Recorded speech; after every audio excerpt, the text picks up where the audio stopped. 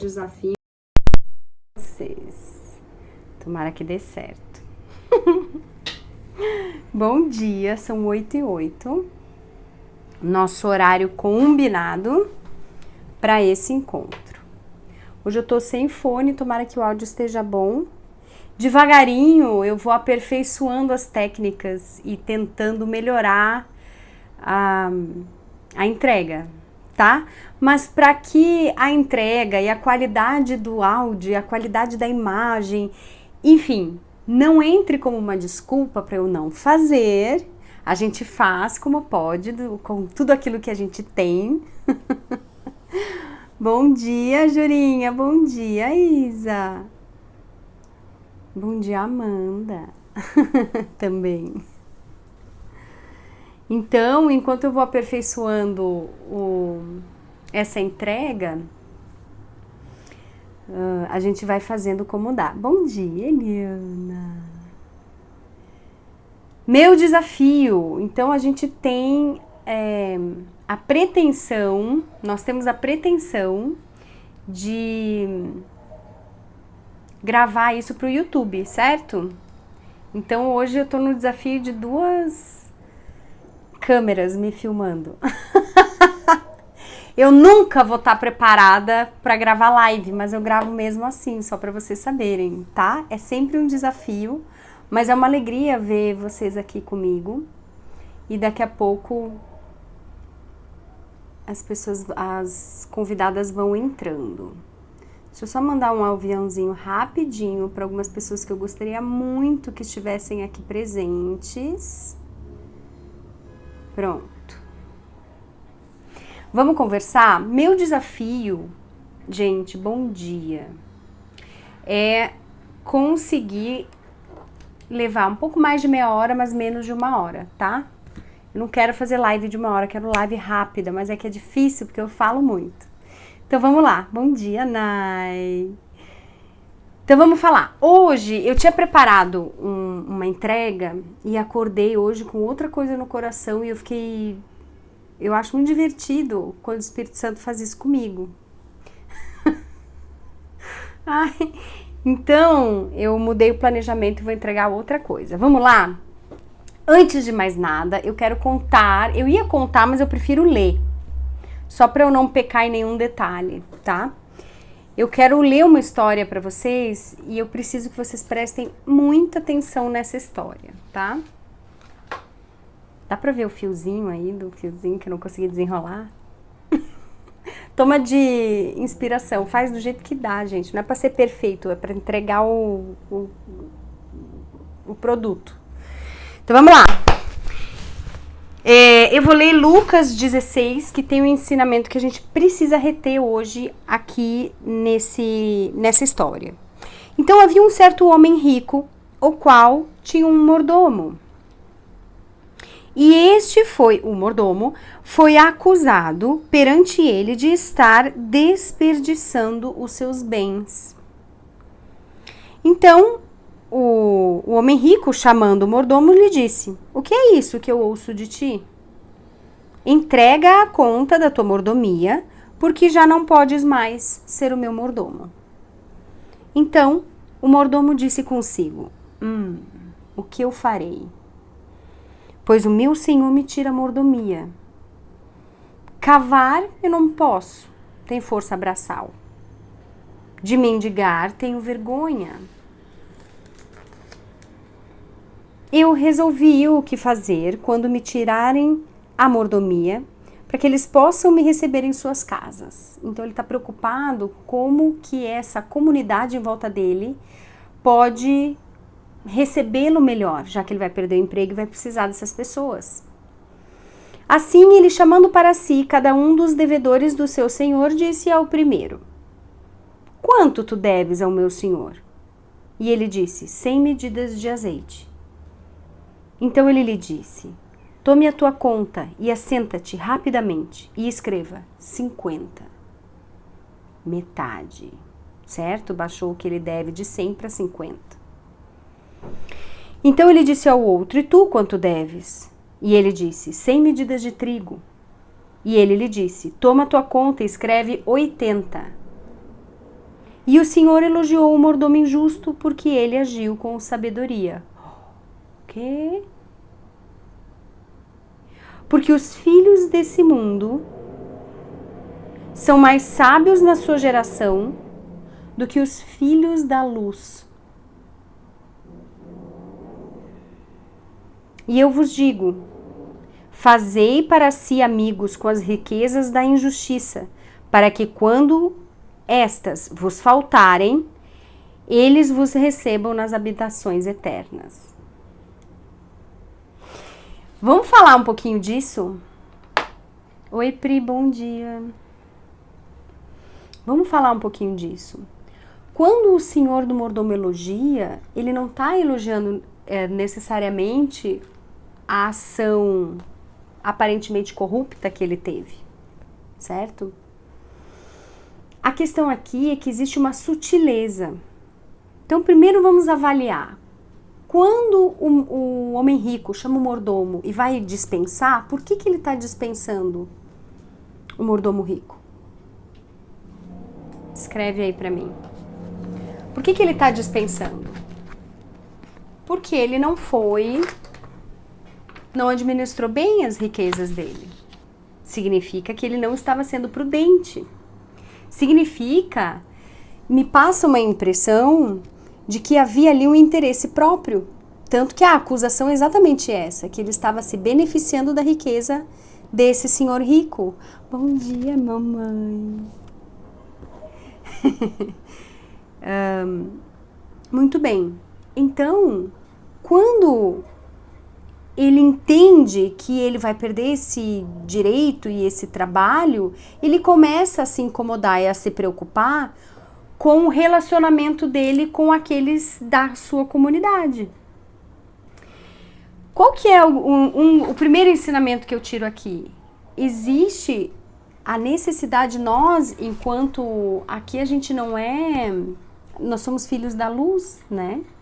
Nós somos cristãos, nós somos adotados por esse Deus de Israel, não é? Então, é importante que nós tenhamos essa preocupação com as pessoas envolvidas no nosso trabalho e no nosso dia a dia. O problema desse mordomo egoísta é que ele foi se preocupar com essa situação só quando ele teria algum ganho ou quando ele estava tendo perda em relação a isso. Mas a preocupação com esse relacionamento, que eu acredito que foi o que o homem rico elogiou, né? A destreza de lidar com a situação, ele soube resolver a situação de uma maneira que funciona. Porque qual que é a questão aqui? Quando a gente evolui um pouquinho para o trigo e o azeite, a gente percebe que não teve o mesmo desconto.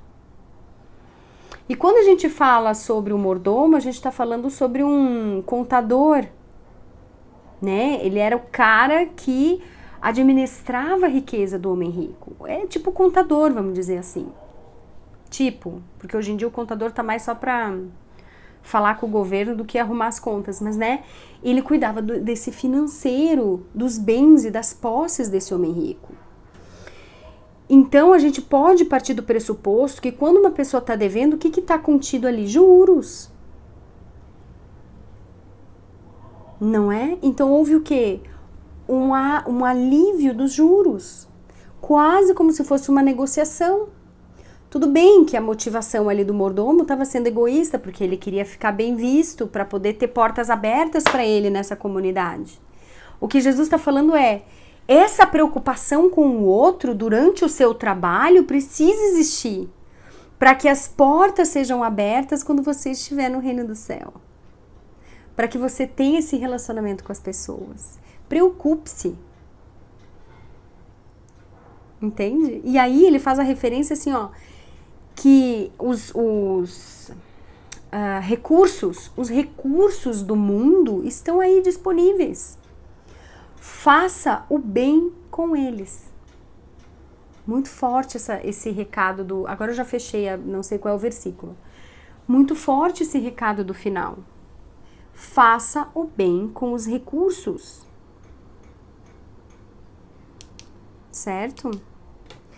E aí, a gente tá falando então agora de recursos. Quem assistiu a live da semana passada? Fala eu aí para eu saber. Então, se a gente está falando de recursos, a gente está falando nessa nossa conversa, desde o início do mês, de mudança. Significa que a gente precisa ter um olhar sobre os recursos com foco na mudança. Então, a gente falou de mudança, certo? De comportamento, ambiência, não é, Eliana? Então, o que é esse chamado aqui? Como eu estou utilizando os meus recursos? Vamos arrumar o cabelo para ficar bonita no Instagram. Ai, ai. Como que eu estou usando esses recursos? Quais são esses recursos? Vamos pôr nome aos bois?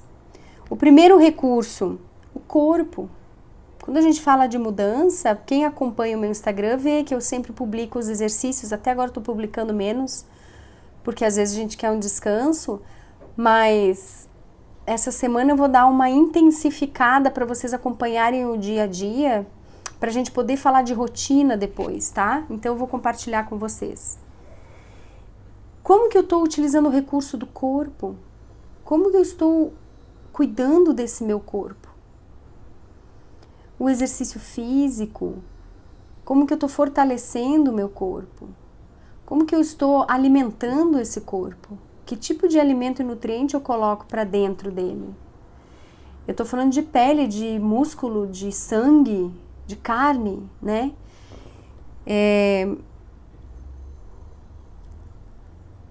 Isa, tu tá aqui? Vê para mim, por favor, 1 Coríntios 3,16. Cola aí que eu vou fixar nos comentários. Quando a gente fala do corpo, a gente fala de um recurso. Quando a gente fala sobre mudança, sobre hábitos, a gente fala sobre como eu posso utilizar os recursos que eu tenho de uma maneira diferente do que eu tô fazendo. Para quê? Para ter um melhoramento, uma evolução, um aumento de resistência, um aumento de flexibilidade. Por que eu faço exercício físico? Para que o corpo não me retenha. Para que o meu corpo não seja um empecilho para aquilo que eu preciso fazer, para aquilo que Deus me chama a fazer.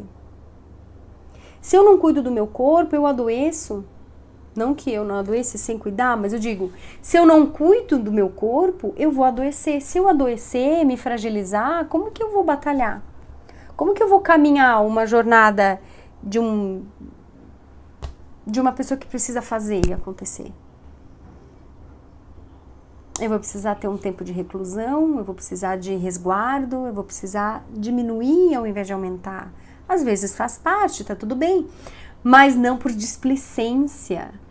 O que o mordomo fiel nos diz? Ali existia um egoísmo, o cara não tava nem aí. Quando ele entendeu que ele poderia ter um benefício, ou que ele... Quando a água bate, né? Quando ele entendeu que ele precisava criar uma dinâmica para benefício, aí ele muda. O que Jesus aqui está falando é, se utilize dos recursos com sabedoria. Porque olha aí, ó, até o... Como se chama? Me fugiu agora. Ímpio e... Não é ímpio que eu quero. Mas né, até os ímpios podem. Os pagãos. Aqueles que não carregam a sua verdade, aqueles que não conhecem a verdade de Deus, até eles se utilizam bem dos recursos. Não é? Então é sobre isso. Eliana, vê se tu consegue colar para mim 1 Coríntios 3,16. Senão eu vou achar aqui rapidinho e aí eu já falo. Quem me ajuda? Vamos lá. Tá bom. Maridinho. 1 Coríntios 3,16. O segundo recurso, a mente. A mente são as ideias, o intelecto, certo? A forma como a gente raciocina e funciona no mundo. Vamos lá, 1 Coríntios.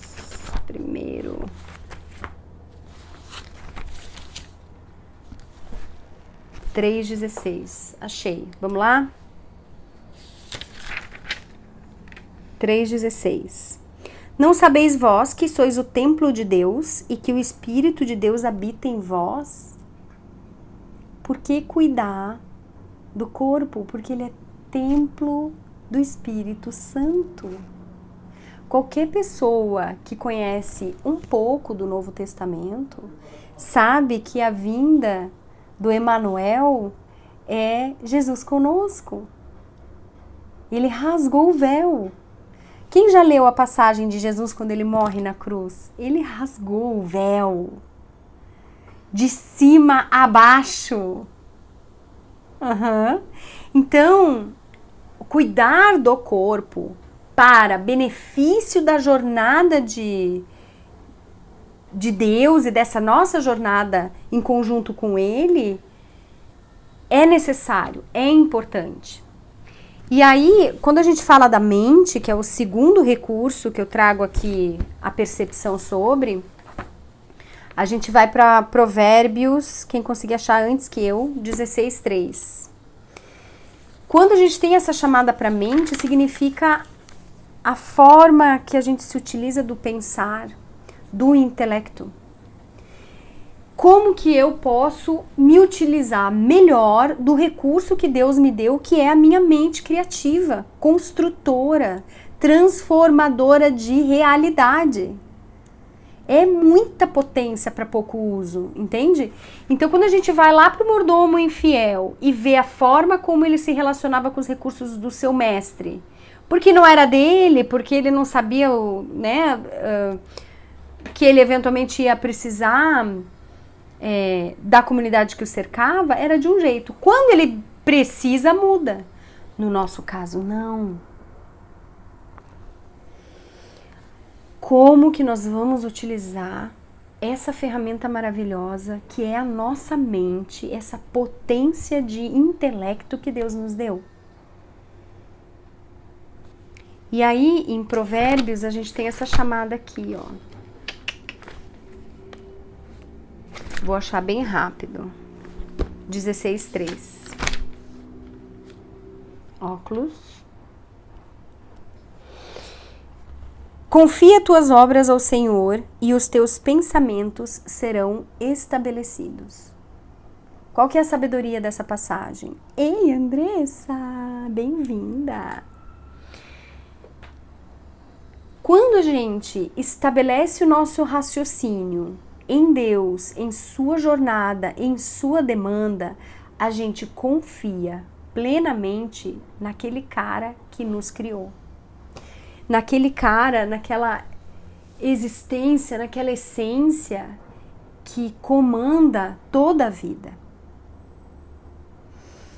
Quando a gente entende que estabelecer o nosso raciocínio, a nossa mente naquilo que tem valor para Deus, toda a construção de raciocínio vai ser baseada nisso. E já, assim, gente, é um livro de sabedoria inquestionável. Qualquer livro de leitura que você vai buscar e vai ler, você consegue achar ele dentro da Bíblia. É uma referência que já existe. Neurociência, cosmologia, assim, ó, tudo que você pode pesquisar já está aqui. Então vai direto na fonte, rapaz. Então, quando a gente fala sobre os pensamentos estabelecidos em Deus, a gente fala desse comando que todos os pensamentos vão ser alinhados nesse tipo de raciocínio. Ou seja, as coisas vão dar certo porque a gente está aprumado naquilo que faz sentido para o nosso amado Pai. Então, recurso, quando a gente fala de recurso, como que você está utilizando sua mente? Você está lendo? Está estudando? Está questionando aquilo que para ti sempre foi uma certeza? Está anotando as ideias, os raciocínios? Você fez o que eu te pedi de anotar num papel todos os desejos que tu tem, as metas que tu gostaria de atingir? Ou os objetivos que no fundo você sente que tem? Colocou no papel aleatoriamente? Coloca no papel.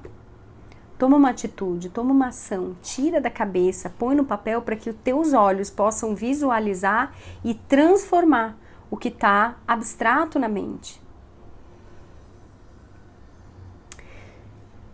Tem uma passagem muito boa que fala que a fé sem ação é morta. Funciona perfeitamente aqui.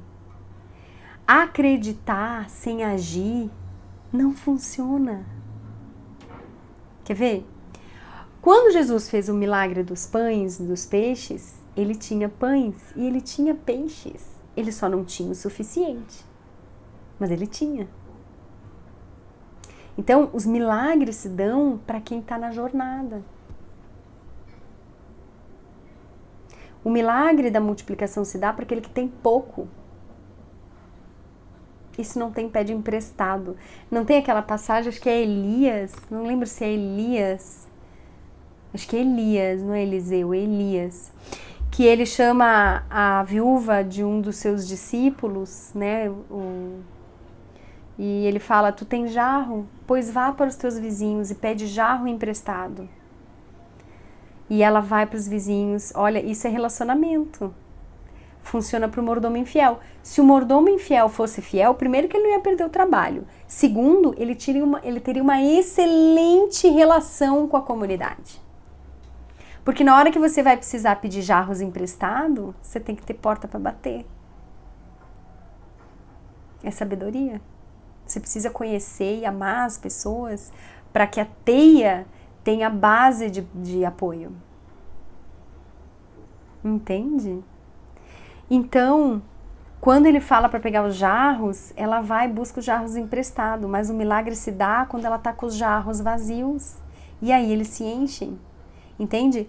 Então, como que você está se utilizando dos recursos que Deus te deu? Você está sendo um mordomo fiel ou infiel? Depois a gente tem um terceiro recurso, que é a nossa emoção. As emoções, os sentimentos. Quando a gente fala, né, de relacionamento e de conexão, a gente fala de emoção.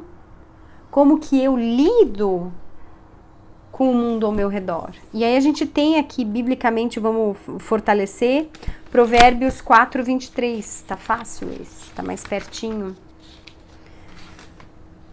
Provérbios 4:23. Guarda o teu coração com toda diligência, pois dele provém as questões da vida. Protege o seu coração, trabalha o seu coração, fortalece o seu coração.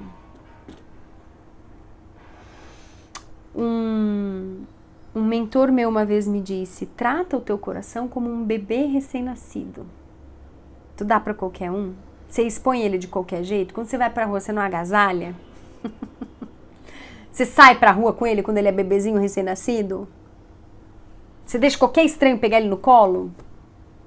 Guarda o seu coração. Não significa não se expor, não significa que com um nenê recém-nascido eu não posso ir para um parque. Eu vou escolher o parque que eu vou escolher como que eu vou, que horário que eu vou. Não é? Então, assim, o coração é o nosso filtro de alma. É através dele que Deus fala com a gente. Então, mantê-lo puro, íntegro e conectado à alta frequência é extremamente importante. Mordomia é um princípio de servir e atender. Aquele que faz uma boa mordomia, ele tem muita influência, portas abertas e conexões infinitas. Imensuráveis, digamos assim. É um princípio que Jesus está oferecendo, está aqui, está entregue, é só ler, entender e aplicar. Não é? Há quem diga que quem serve é o maior. Por quê? Porque é o que tem acesso ao recurso, porque é a pessoa que está ali tendo para dar, tendo para oferecer, conectando duas partes, da onde vem o que está sendo servido e para quem vai servir. É um canal de conexão, é uma ponte de acesso, é extremamente importante, valiosíssimo. Quando você entende o princípio da mordomia, você entende o princípio do network, das conexões, do crescimento. Então, quando a gente fala da mente, do corpo e da emoção, a gente fala dos recursos que estão disponíveis para que nós possamos evoluir nesse caminho da mudança. Então, nós vamos olhar esses recursos e vamos entender como está o nosso serviço de mordomo. Porque quando você é cristão, você entende o princípio de que Jesus agora te tem. Por isso que você está protegido. Por isso que você é abençoado, porque Jesus te tem, Ele é o teu pastor. Por isso que nada te falta. Não é na força do braço, é na graça. Então Ele te tem. Então, cuidar disso que você tem posse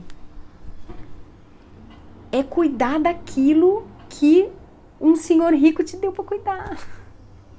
Entende? E você colhe benefícios com isso, né?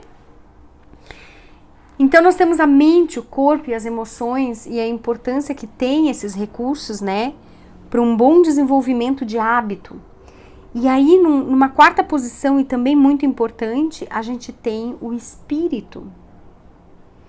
O espírito é a nossa conexão divina, é a nossa espiritualidade, certo? Então vamos para Mateus 6,33, porque eu preciso te provar que eu não estou falando isso da minha cabeça.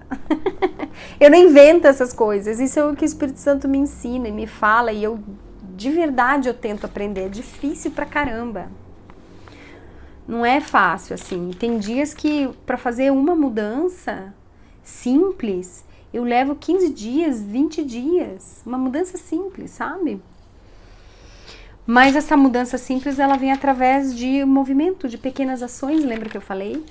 Pequenas ações. Um aviso rápido. Para quem tá na comunidade e já falou comigo no direct, eu já adicionei. Tem stories exclusivos para quem tá na comunidade. E essa semana a gente vai falar disso aqui que eu entreguei para vocês, tá? Eu vou falar pelos stories exclusivos. Então, se você não está na comunidade, vai pelo menos para matar a sua curiosidade do que se fala lá, tá? Então, no quarto elemento, né, no quarto recurso que nós temos disponível, a gente tem o espírito, que é esse nosso desenvolvimento espiritual. Então, em Mateus 6,33, a gente vai ter a seguinte passagem. Eu queria fazer só uma ressalva aqui. Quando a gente se utiliza da Bíblia e a gente retira uma passagem, um versículo, para explicar alguma coisa, para fortalecer uma ideia, muito cuidado. Ele precisa fazer sentido dentro do que está sendo contado na Bíblia. Existe um propósito daquela história está sendo construída.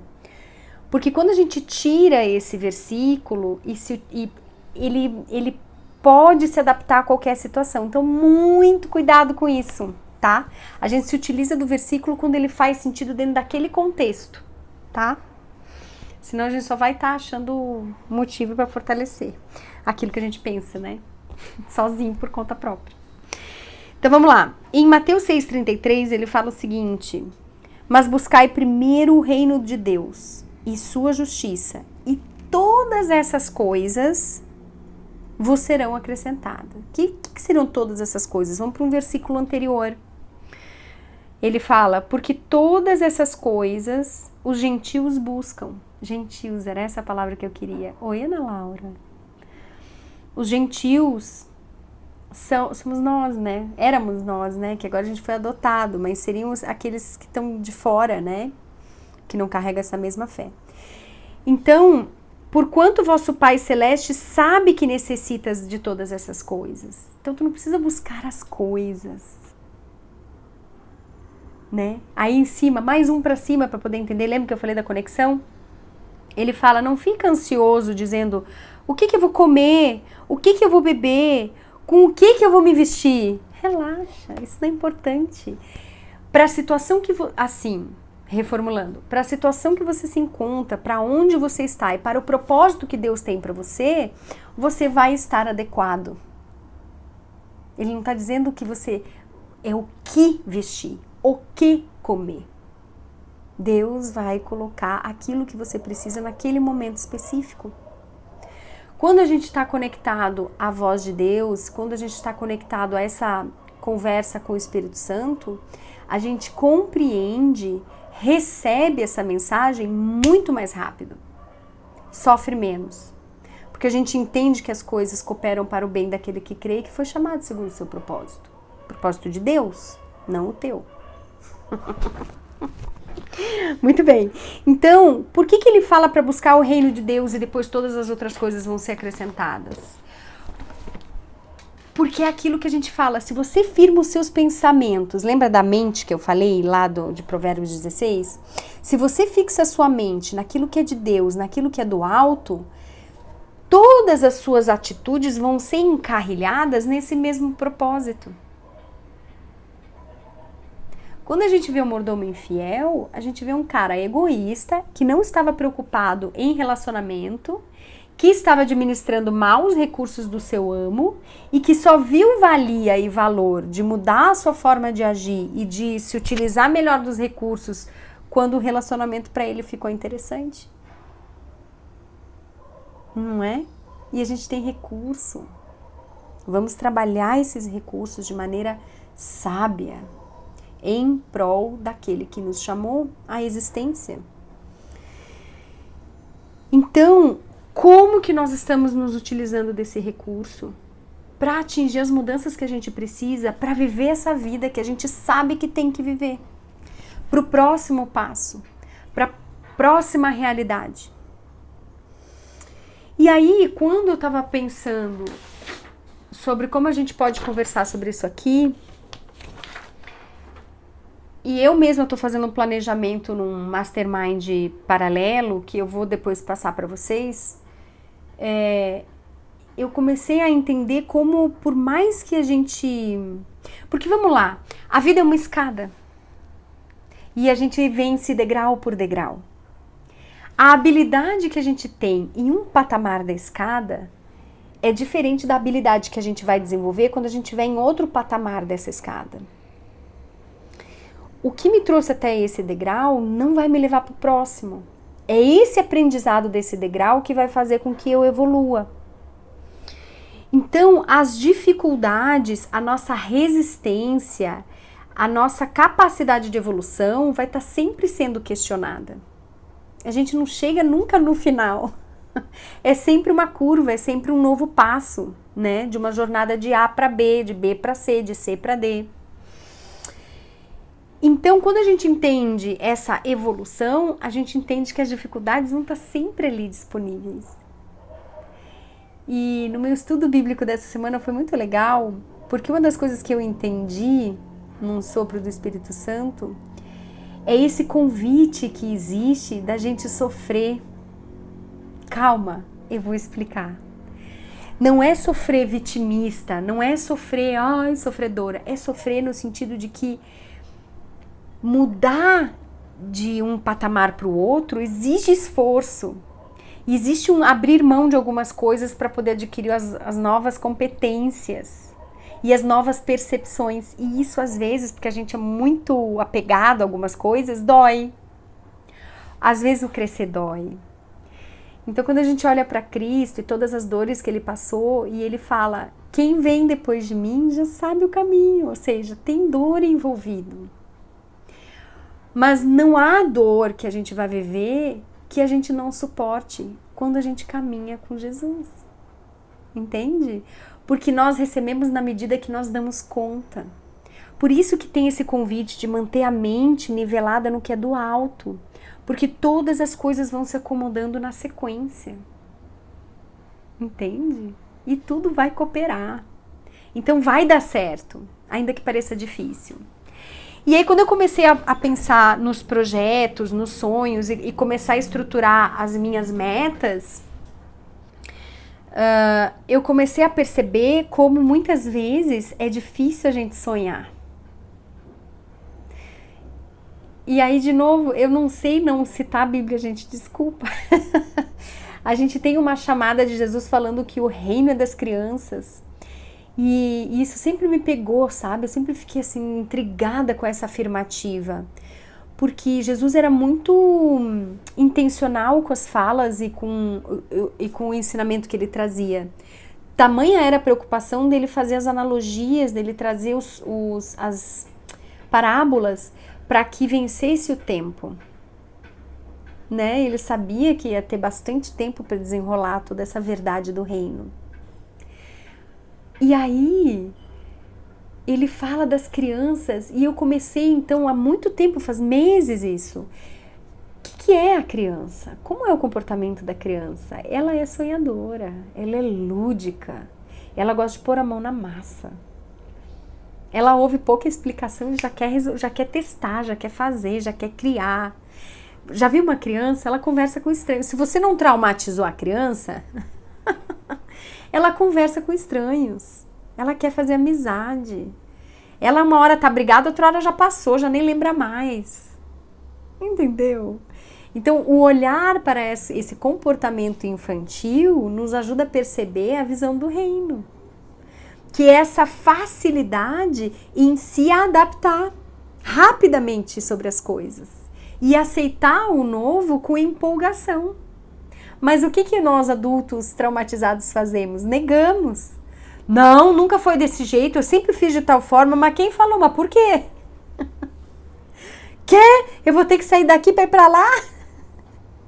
Entendeu? Então eu comecei a ver a dificuldade que a gente tem de sonhar alto e de sonhar grande. E aí nessa mastermind que eu tô fazendo, nessas reuniões onde a gente tá trabalhando os sonhos, eu falei, mas tá grande meu sonho, porque sempre tem a resistência, né? Antes da mudança existe uma resistência. Se você for olhar criteriosamente o seu momento atual, você vai achar uma resistência. Olha aí que é uma mudança que tu não tá querendo acontecer. E aí eu articulei, né? É grande. E aí eu comecei a pensar, eu falei, deixa eu cozinhar isso dentro de mim, deixa eu absorver. E aí a gente mudou, né? Falamos sobre uma outra colega. E eu ouvindo a colega, comecei a perceber em mim as coisas que eu não estava conseguindo assimilar. Olha a importância de viver em comunidade, de viver junto, né? A gente aprender com o próximo. Porque é mais fácil perceber no outro do que perceber em si mesmo. O olhar para si mesmo, ele é de um ângulo, né? Quando a gente está de fora de uma situação, a gente consegue circular em volta da situação, ver ângulos diferentes de uma mesma situação, né? Quando a gente está de dentro, a gente só vê de dentro. Então, eu percebi a dificuldade de ter sonhos grandes. A gente não consegue ter sonhos grandes e ousados, a gente tem medo. A gente tem medo de ser feliz. Pode acreditar. Porque existe um reino disponível que a gente acessa devagarinho. E aí a gente começa a perceber as nossas limitações. As nossas limitações impedem os grandes sonhos. Sonhar como criança. As limitações de adulto impedem. Porque começa a dar razões à mente, os pensamentos começam a tolir e a podar e a reter. Por isso que é tão legal o brainstorm. Alguém já executou o brainstorm? Já fez um brainstorm? É apertar um botãozinho vermelho e curtir a jornada da criação. E aí, quando a gente começa a entender que a gente tem medos, a gente começa a perceber quão desafiador é viver em liberdade. Porque a gente tem medo. Quer ver? Vou dar um exemplo. Lá vai pra Bíblia de novo. Caramba! Quando o povo hebreu tá no deserto, indo para a Terra Prometida, tem um momento que eles mandam uns espias. Quem lembra disso? Eles mandam os espias olharem. E aí os espias chegam lá, vão 10, certo? 8 dos 10 chegam falando assim, dá não. Ó, vão morrer, cara. Os caras são enormes. Eles têm força. A gente é mignon. A gente não vai dar conta. Nós vamos morrer. Cara, que terra é essa? Os 2 que voltaram dos 10 falaram assim, ó, emana leite e mel. É do jeito que Deus falou, é uma terra rica, é maravilhosa. Onde estava o foco? A fé, o desejo, entendeu? O medo faz a gente olhar tudo que está contra. A esperança, a fé, que é o que Jesus manda a gente ter de qualquer jeito, é na promessa. Não é no que está errado. Quer ver? Vou dar mais um exemplo. Quando Pedro está saindo do barco, a chamado de Jesus, e ele olha em volta e vê o caos do mar acontecendo, o que acontece com ele? Ele cai, ele mergulha no mar, ele é engolido pela tempestade, não foca no negativo. Não que não tenha que ter percepção. Pedro sabia do caos, da tempestade, não é que ele estava aleatório e assim, não sabia que isso estava acontecendo, ele sabia. A questão é que o foco da ação, o foco que o levava a tomar atitude estava em Jesus, ou seja, estava na promessa. Então, quando a gente sonha, a gente vive a liberdade. E quando a gente vive nas limitações, a gente vive preso no medo. O resultado é totalmente diferente. Então, quando a gente consegue vivenciar a liberdade de sonhar, de alçar fora dos limites, a gente começa a entrar em contato com a nossa verdadeira essência, que é aquilo que Deus nos chamou a ser. Quando a gente foca no medo, nas limitações, a gente está, acredite, focado no externo, no outro, na aprovação dos outros. E aí você não cumpre o seu propósito. Você vai cumprir o propósito de qualquer outra pessoa, mas não aquele seu que o Criador te deu. E a gente falou sobre propósito numa postagem dessas esses dias, né? Tem lá um comentário.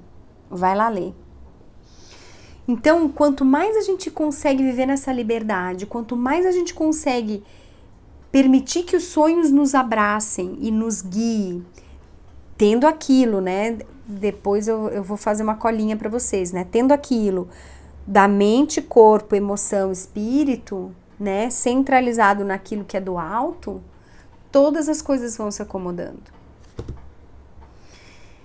E aí a gente começa a entender, eu vou ter que encerrar, né? Eu não consigo fazer meia hora. Fica aí o desafio não concluído. Quando a gente começa a entender como o eu, o nosso ego, ele é um pivô das coisas. As coisas ficam em volta desse eu. Nós vamos trabalhar esse eu esse ano, fica tranquila, tá? Mas antes de trabalhar o ego, eu preciso cuidar de algumas outras coisas antes, tá? Então a gente vai mexer nesse ego, a gente vai amaciar ele, a gente vai moldar ele, diminuir bastante. Temos tempo até o final do ano, tá? Antes a gente vai resolver algumas coisas. Então, vamos olhar para essa estruturação, vamos executar, planner, vamos decidir um sonho. Desses todos que vocês colocaram no papel, pega um deles e vamos destrinchar e vamos fazer uma mudança de comportamento. A partir de hoje, uma mudança de comportamento. Um hábito novo, simples, pequenininho, para que a gente possa comemorar a conquista. Ou, se houver falha, que a gente possa comemorar a jornada. Então vamos dizer que se eu quero implementar um novo hábito e deu tudo errado, eu vou comemorar o fato de não ter desistido até dar certo. Entende? Começar a ter esse olhar nos sonhos, o olhar da criança. Não é assim, nossa, eu não consigo ler um livro. Eu li 2 parágrafos, eu li uma página hoje. Ai, nossa, tu vai levar um ano inteiro. Tudo bem, eu tenho um ano inteiro. E aí vai, à medida que você vai conseguindo administrar as dificuldades, você vai intensificando a carga dessa nova conquista. Real e pequeno, para que você possa contemplar. Amada, te amo também, Eliana. Então, eu tinha muito mais coisa para falar, mas não dá. Eu vou gravar uns stories daqui a pouquinho, complemento dessa live, e aí eu compartilho com vocês lá na comunidade, tá? Então é isso.